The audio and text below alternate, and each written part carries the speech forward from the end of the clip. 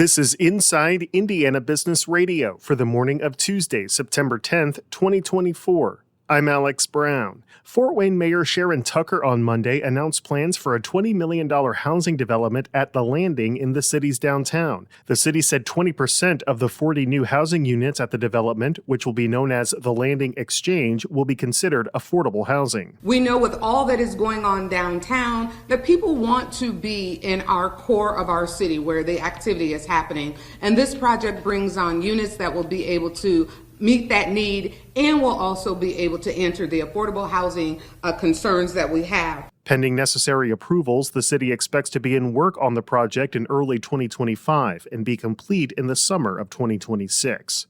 Eli Lilly and Company on Monday elevated a company insider to chief financial officer, succeeding Anat Ashkenazi. Lucas Montars, who has been with Lilly since 2001 and most recently served as president for its Spain, Portugal, and Greece operations, is now the company's CFO and executive vice president.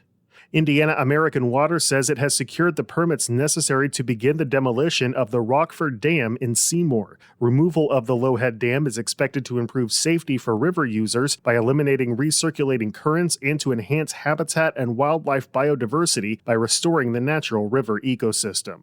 From the number one source for Indiana business news, this is Inside Indiana Business Radio. IBJ Media, Inside Indiana Business, and the Indiana Economic Development Corporation invite you to the Engage Indiana series, presented by CareSource, Indiana University, and Old National Bank. With an unrelenting focus on growing Indiana's economy, we'll dive into each region's unique challenges and distinct opportunities for growth. 9 regions, 1 goal. Indiana's bold future starts here. Discover more and register at ibj.com/engage. The Hoosier State's tax system makes it less competitive in capital-intensive industries like manufacturing and life sciences. IIB's Marek Mazurek has details. In a report released Monday, the Indiana Chamber of Commerce found Indiana has a higher effective tax rate for such businesses because it taxes personal property.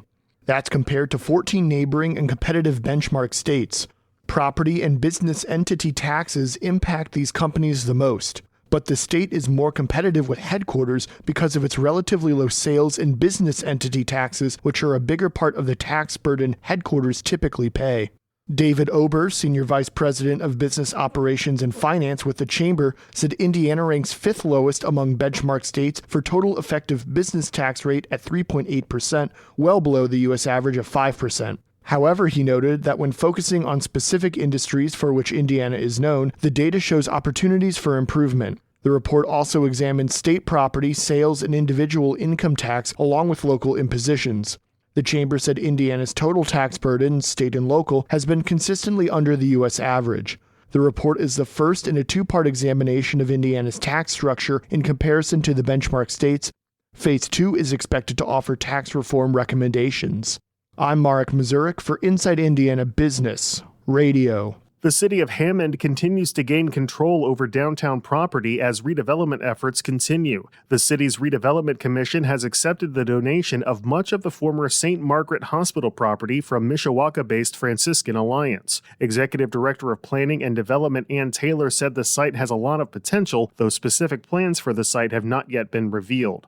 The hospital, most recently known as Franciscan Health Hammond, closed in late 2022. Franciscan is donating more than 2/3 of the former hospital site to the city. Most of the rest will go to Purdue University Northwest, and Franciscan previously donated part of a former parking lot to the Hammond Academy of Science and Technology charter school. Rohrman Automotive Group CEO Ryan Rohrman is this week's guest on the Business and Beyond podcast with Gary Dick, presented by PNC, a weekly conversation with high-profile Hoosiers in business, sports and entertainment, and beyond. Available now from your favorite podcast provider. I'm Alex Brown for Inside Indiana Business Radio on Demand.